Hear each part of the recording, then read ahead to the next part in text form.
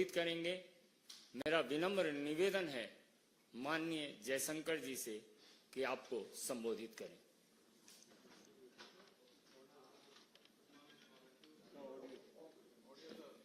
Good morning to all of you. I know it's a little bit early, so thank you for making the effort.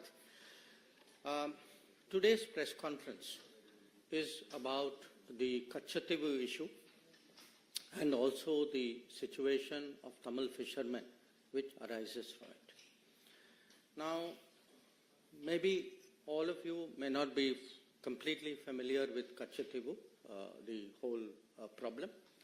So let me first explain what the issue is, and then I want to tell you today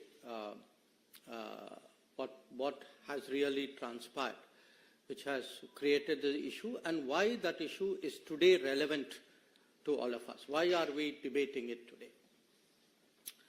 In 1974, India and Sri Lanka, in June 1974, concluded an agreement where they drew their maritime boundary. And in drawing the maritime boundary, Kachchatheevu was put on the Sri Lankan side of the boundary. This agreement of 1974 had three other clauses. One clause which said that each country shall have sovereignty and exclusive jurisdiction and control over the waters. The second clause, Article 5, it gave to Indian fishermen that they will continue to access Kachchatheevu as hitherto and will not be required to obtain travel documents. And the third one, that the vessels of India and Sri Lanka will enjoy in each other's waters such rights that they have traditionally enjoyed. So this was the agreement which was reached in 1974 in June. Now when this agreement was presented before Parliament, the then Foreign Minister, Sri Swaran Singh ji, he actually assured the Parliament, and I am reading his words, I feel confident that the agreement demarcating the maritime boundary in the Pork Bay will be considered as fair, just and equitable to both countries. At the same time, I wish to remind the honourable members that in concluding this agreement, the rights of fishing, please note, the rights of fishing, pilgrimage and navigation, which both sides have enjoyed in the past, have been fully safeguarded for the future. This was the assurance that the then Foreign Minister, Sri Swaran Singh ji, gave in Parliament at that time. 1974, July 23, 1974. Now, in less than 2 years, actually, there was another agreement between India and Sri Lanka through an exchange of letters. And in this agreement, now India proposed the following. Again, I'm reading to you from the original document. With the establishment of the exclusive economic zones by the two countries, India and Sri Lanka will exercise sovereign rights over the living and non-living resources of their respective zones. The fishing vessels and fishermen of India shall not engage in fishing in the historic waters, the territorial sea, and the exclusive zone of Sri Lanka. So, 1974, assurance is given. By 1976, an agreement is concluded which actually gives away this assurance. Now, once this agreement in 1976 was concluded, there then evolved a position, a standard position, you can say, of the government on this matter. And I'm reading to you an example. This is from 2006. It is a question which is answered by the then Minister E. Ahmed on the floor of the Parliament.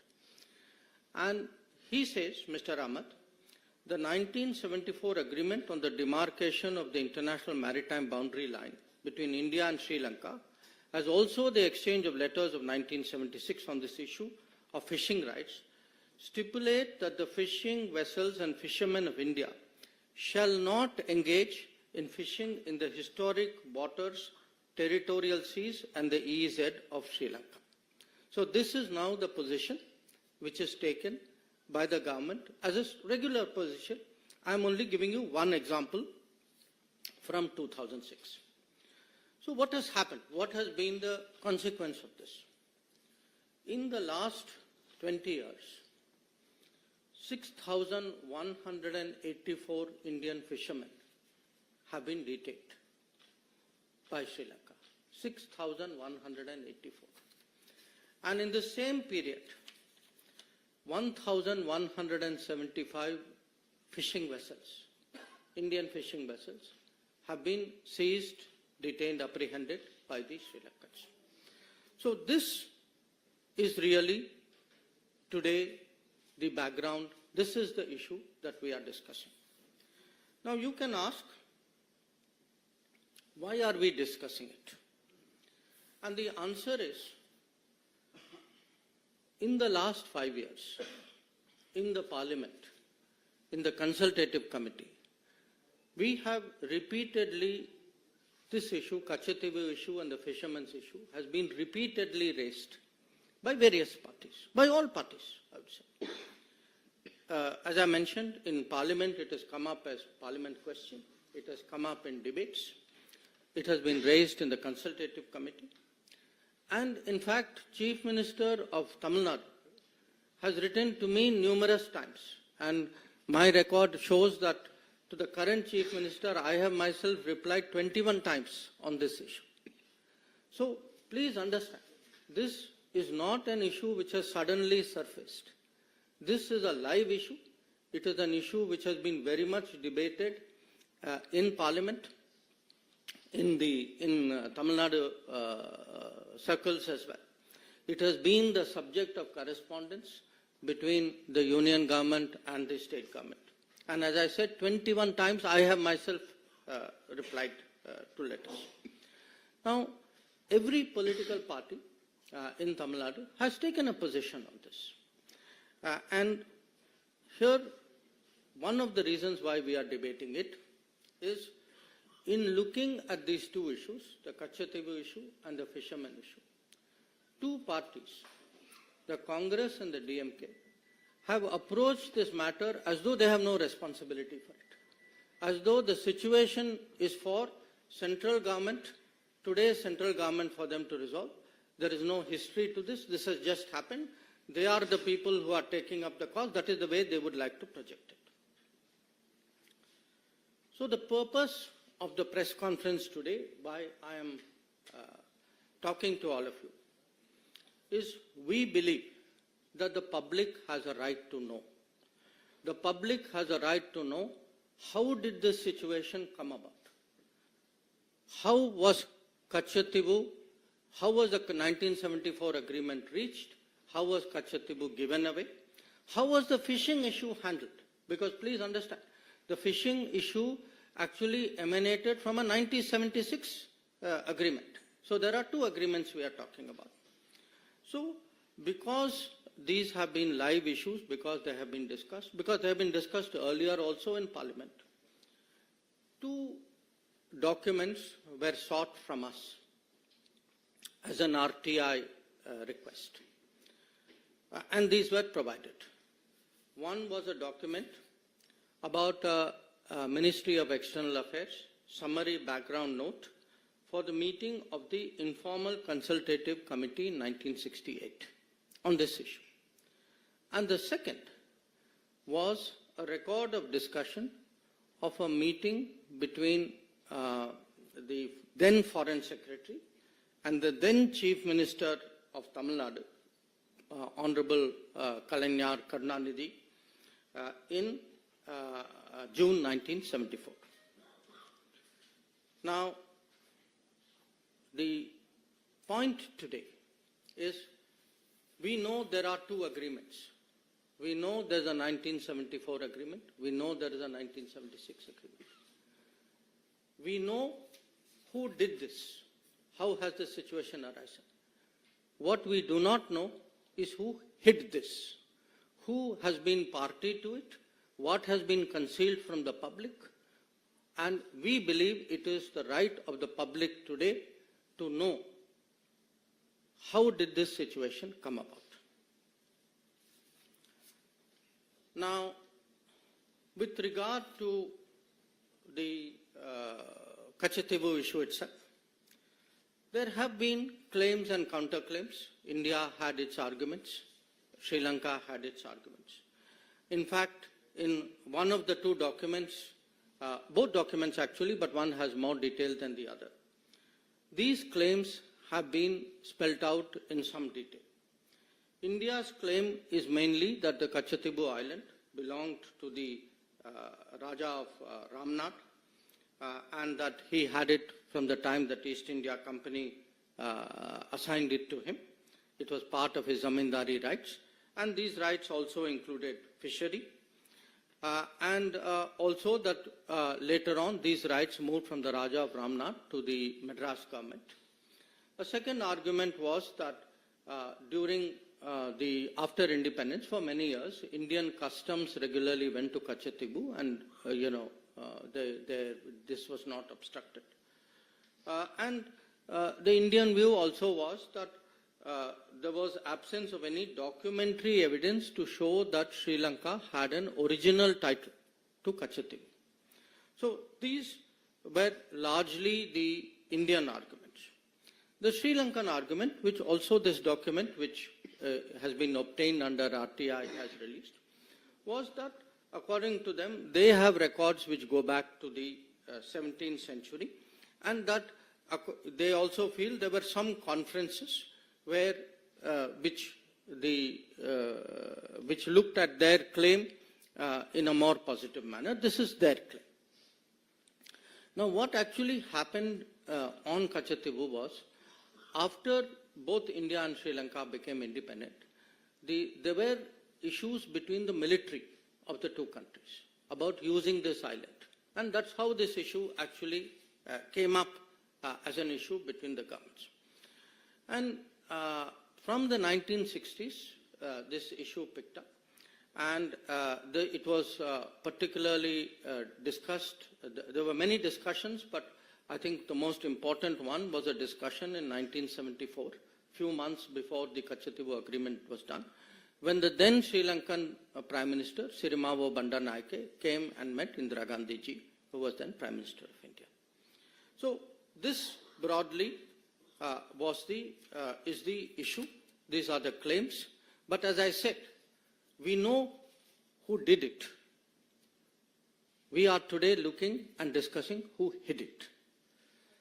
Now, in all of this, whenever there is a territorial dispute, it is natural that there is a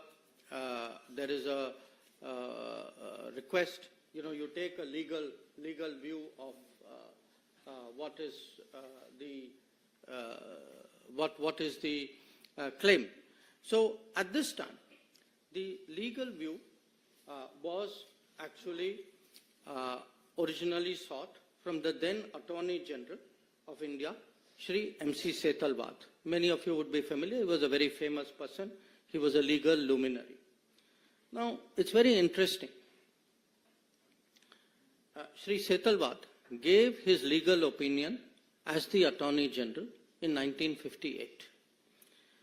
In that opinion, he says,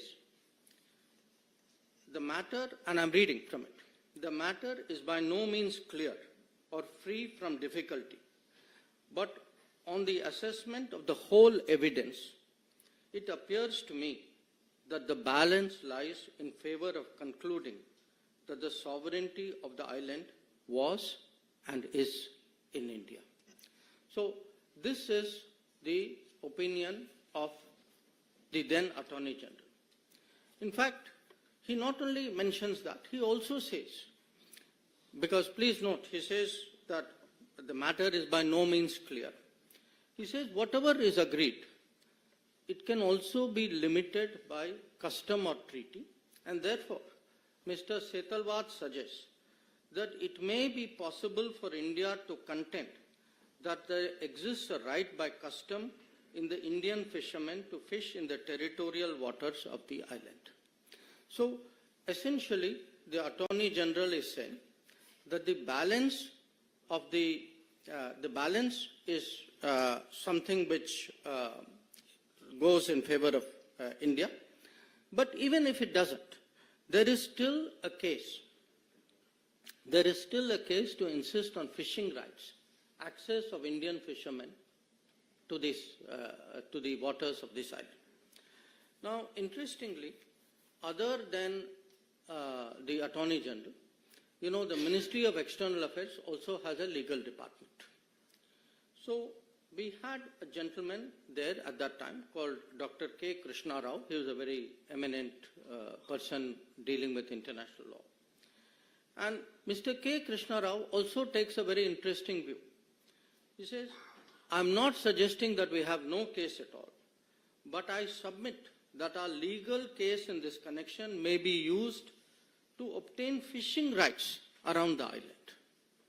So what we have essentially is, you have the main legal people, and please bear in mind, we are talking 1958 and 1960. The main people actually saying, look, we have a case, it may not be 100% case, we don't know where this case may go, but at least we should insist minimum that we should get fishing rights. And as I told you at the beginning, the island was also given away in 1974, and the fishing rights were also given away in 76. And whether in 74 itself, was there any sincere effort to press for fishing rights? I think I'll leave it to you to conclude, because 1976 shows otherwise. Now, if this is the situation, you will ask, how did this happen? Now, how did this happen has many aspects to it. One, and perhaps to me the most basic, I would say recurring one, is actually the indifference shown by the central government, by the prime ministers of the day then, about the territory of India. That fact is, they simply did not care. And to demonstrate that, I think if one looks at, again, this is there in one of the documents of the released under RTI.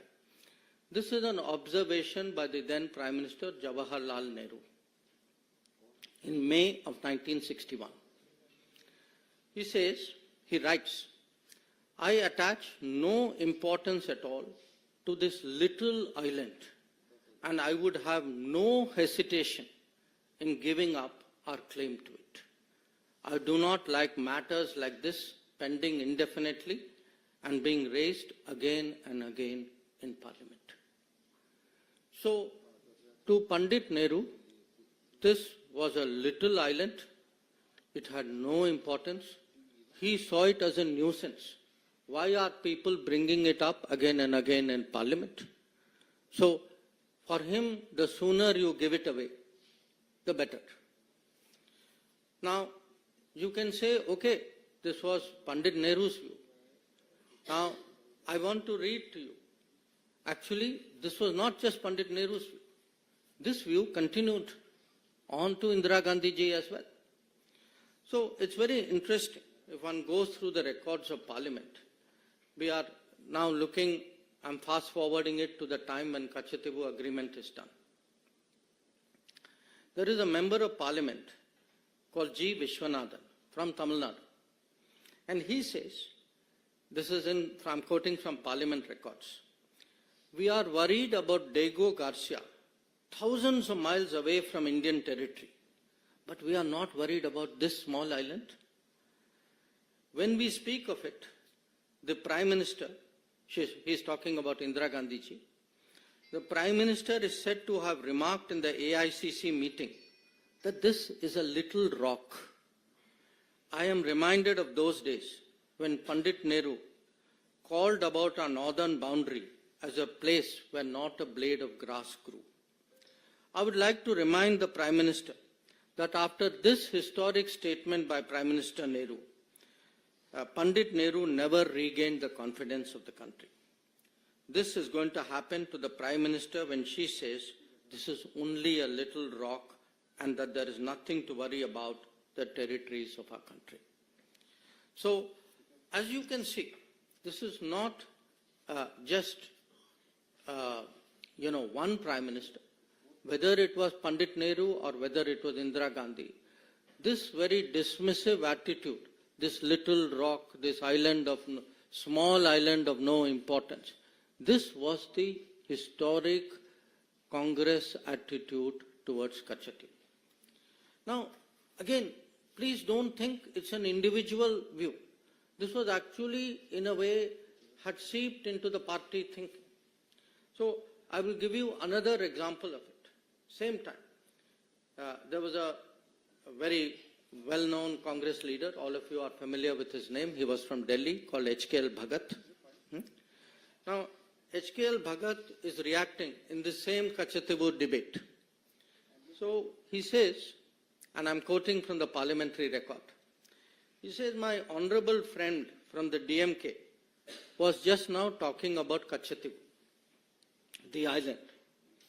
It appears to me that the DMK thinks that probably they can desperately cling to this issue and survive in Tamil Nadu. The Jaishankar at one time thought they could survive by clinging on to Kutch, but they failed. The DMK is also bound to fail because people of India and the people of Tamil Nadu are mature enough to see that it is in the interest of India, a big and great country, to keep her neighbors, particularly her small neighbors, satisfied. So, please appreciate today how strong, how deep, how pervasive this thinking was. For them sitting in Delhi, this island, this small rock, this island of no importance, this did not matter.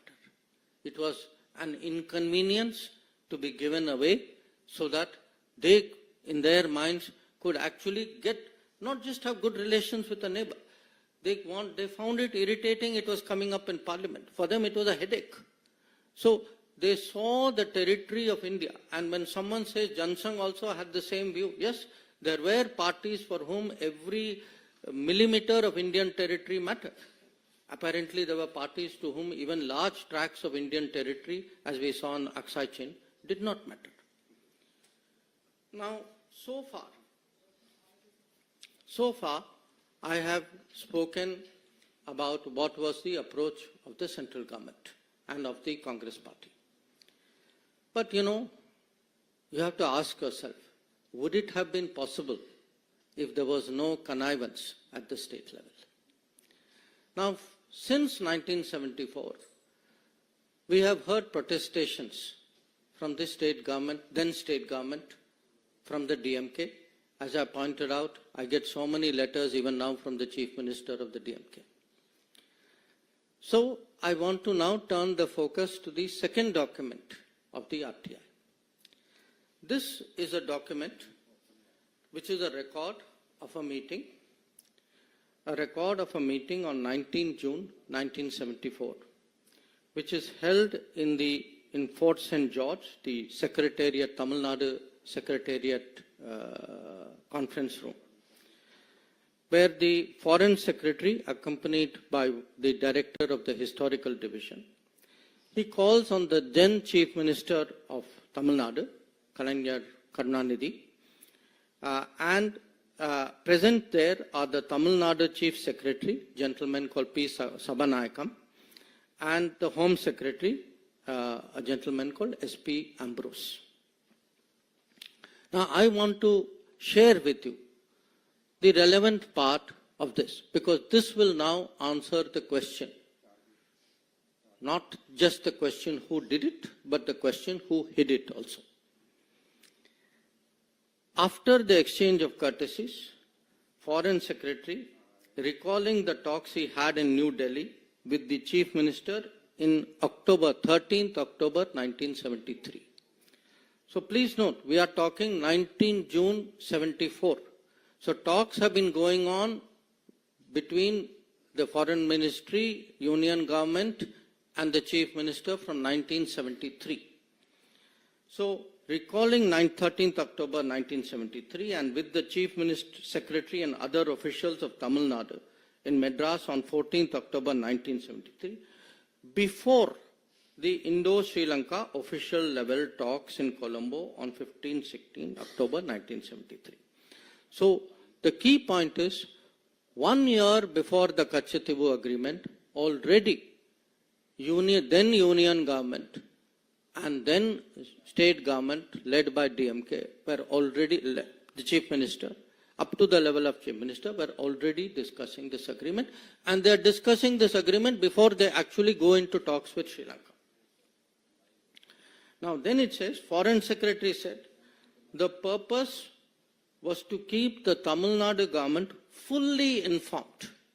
Please note these words, fully informed of the developments in the talks with Sri Lanka and get the benefit of the views and negotiations of the Tamil Nadu, views and suggestions of the Tamil Nadu authorities. So this is actually the truth. The truth is, for a party which has been saying, how was Kachchatheevu given away? How was state government not consulted? How could the union government have done this? The fact is that actually there were consultations going on. They were kept fully informed. And please, when you hear the rest of it, you will see that it is much more than this. So I am now reading another part of the document. Foreign Secretary then said that he had the authority of the Prime Minister and the Foreign Minister to put forward to the Chief Minister of Tamil Nadu for his consideration a compromise proposal which would divide the historic waters in the Park Bay. So here it is. It is not even that they are being informed after the event. They are actually being consulted 1 year ahead. The key proposal is now actually being put forward to the Chief Minister. And the Foreign Secretary then proceeds, the next paragraph will show, he proceeds to explain this in great length.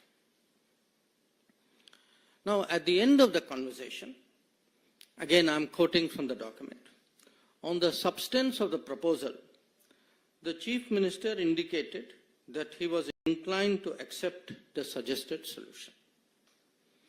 Then it goes on. The Chief Minister, having once again signified his general acceptance of the suggested solution, said that for obvious political reasons, he could not be expected to take a public stand in favor of it. The Chief Minister, however, assured Foreign Secretary that he will help keep the reaction at a low key and will not allow it to be played up. The Foreign Secretary appreciated this gesture and stressed that nothing should be done to embarrass the central government or turn this affair into an issue between the center and the state. So, the fact is, we know today actually not just who did it, but also who hid it, who were all the parties who were responsible for the 1974 Kachchatheevu agreement. Also, how the fishing rights were terminated in 1976. So, if we have today a situation, as I shared with all of you, that in the last 20 years, if 6,184 fishermen were detained, if 1,175 boats were detained, you all know who is responsible. So, for today, it is important for the public to know, it is important for the people to judge. This issue has actually been hidden too long from the gaze of the public. So, we believe today that, at a time when there are big debates and decisions going on in this country, that the full truth on Kachchatheevu and on Tamil fishermen's activities and right of living should be placed before the public. That was the purpose for this press conference. I thank you for your attention in listening to me.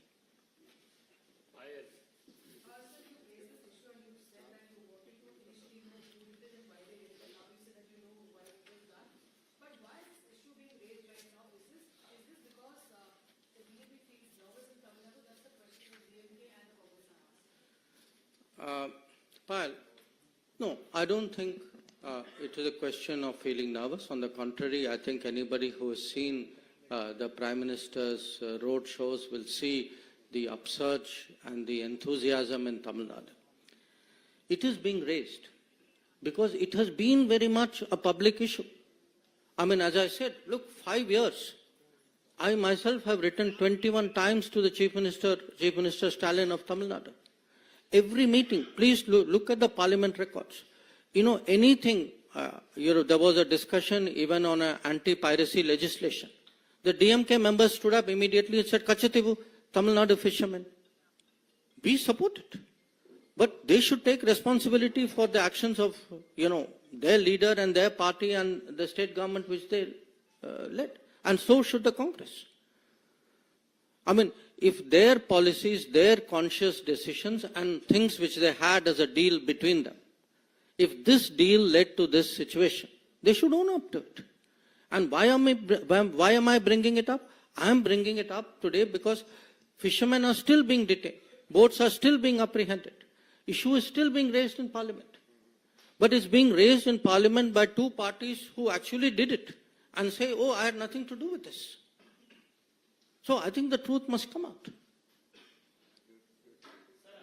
Rathod, please. Deepika Rathod. No, sorry, your question is on this topic? Let me take the question on the topic.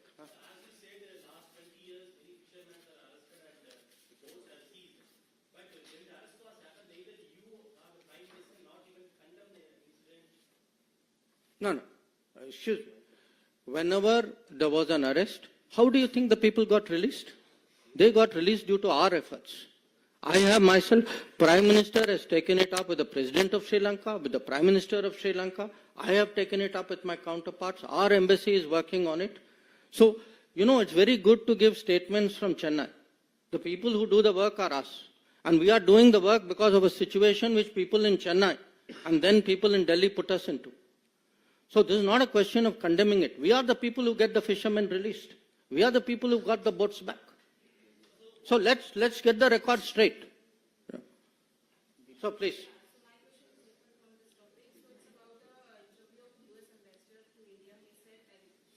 No, wait. First, let's take questions on this topic. Basudha.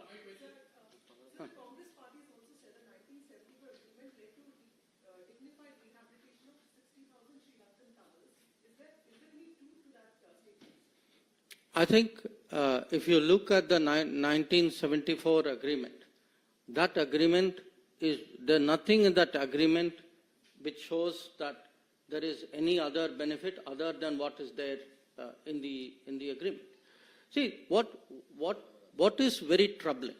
What is troubling is, okay, there was a 1974 agreement. You know the controversy about that. You all know that this matter has gone to Supreme Court. It is sub judice out there. Then, after giving assurance in 1974 that nothing has actually changed, in less than 2 years, actually the fishing rights change. Okay. Then, okay, now two things have happened. After that, to pretend that I have nothing to do with this, that, somehow the government of the day has to deal with it. I mean, this gentleman is asking me, by Prime Minister, and you have not condemned it. Look at the people who created the problem in the first place. They are washing their hands of it as though they had nothing to do with it. We are the people who today are facing the consequences and trying to help the fishermen of Tamil Nadu. Sir, the economic impact, almost 50 years, 48 years to be precise, since actually this happened, this deal was signed. What has been the economic impact? And you have already talked about the boats and the people there who have been arrested and taken out of the prison from that issue. See, what has happened is these agreements, these agreements have been done. Okay? The result of these agreements today is a situation which is a source of great concern. Okay. Now, what is important for people to know is how did this situation come about? Who is responsible for it? So that we can now find solutions. We have to find a solution. We have to find a solution to the livelihood pressures on Tamil Nadu fishermen. We have to find it. Obviously, it has to be something that we'll have to sit down and work out with the Sri Lankan government as well. And in fact, we have made great efforts. On the contrary, we have tried to, this government has tried to support them through various schemes by giving them, support for longliners, which will take them further away into the sea, by trying to support the fishing industry out there, by trying, wherever there is an apprehension, by working out procedures and getting them back. So we have given, 100% support and more for the fishermen. But somewhere we have to be honest about how this situation came about. And I think particularly because people are politically posturing. The same people who connived at all this are today standing up and trying to pretend to be champions of this fisherman.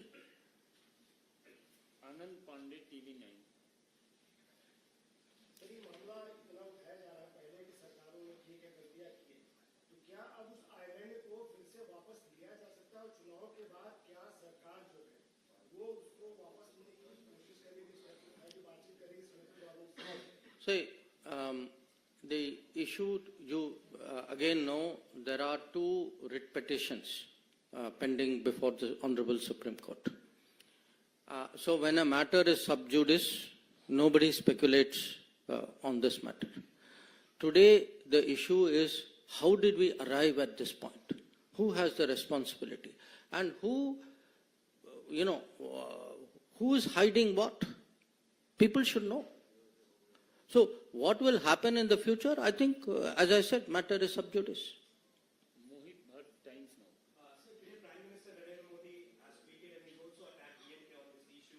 He has stated that DMK and Congress are on the same page when it comes to the giving away of Kachchatheevu Island and how they only work for their family. And he has quoted reports that how then Chief Minister of Tamil Nadu was taken into confidence by Indira Gandhi to give away this particular island. Mm-hmm. In fact, the Prime Minister is referring to exactly the matter which I have spoken about in great detail. The question of, the meeting which took place in June, the continuous contacts and the full information which was given to Tamil Nadu government from 1973 onwards. The fact that they were consulted before the talks, official talks took place with Sri Lanka. The fact that the Chief Minister was asked whether what was called the compromise solution was placed before him. The fact is he gave his assent to it. So all this is today a matter of public knowledge.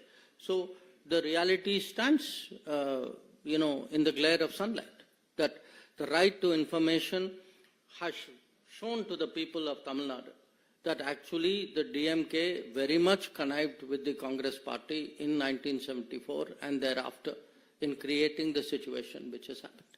Sir, I was to say, why did then Chief Minister Karnataka accepted to give the rights of Kachchatheevu to Sri Lanka? Is there any political pressure or is there any reason? You should ask DMK that question, no? Sir, do you have any updates on the number of Indians still left in the Russia-Ukraine war zone? In what? Oh, okay. So this is not. I'll come to your question. Anybody else on this question? Huh.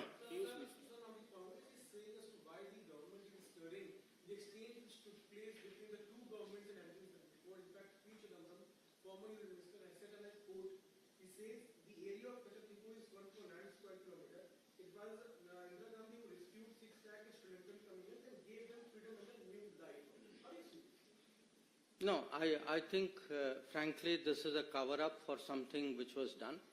You know, if there was any such consideration, we would see it in the records. The record is very clear. What does the record say?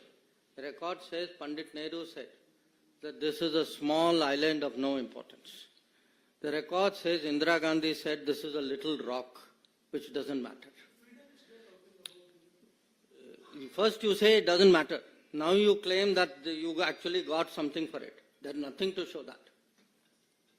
So there's no doubt whatsoever that we are approaching the poll season.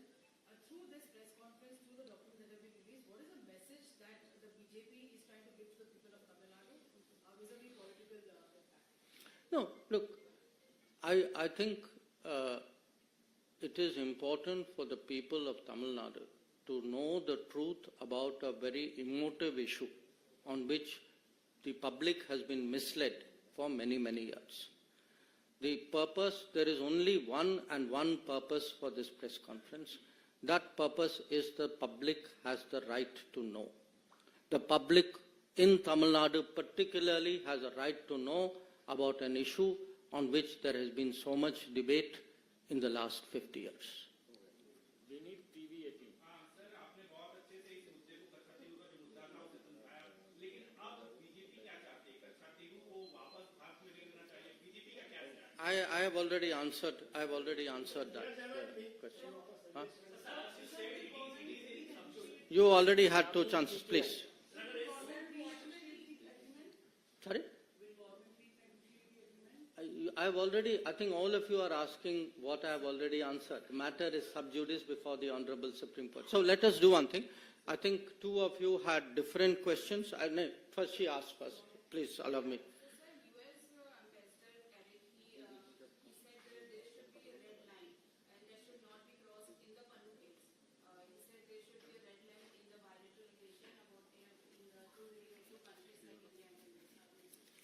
See, the U.S. ambassador, as an ambassador, obviously will say what he thinks is the thinking of his government or the position of his government. I will say what is the position of my government. And the position of my government is that in this particular case, there have been certain information which has been provided to us, which we are investigating. And it is something we are investigating because we believe our own national security interests are involved in that investigation. So as and when we have something to say on that investigation, we would be very glad to speak about it. At this point of time, beyond the fact that there is an investigation going on, we have nothing more to say. So I think that gentleman right at the end.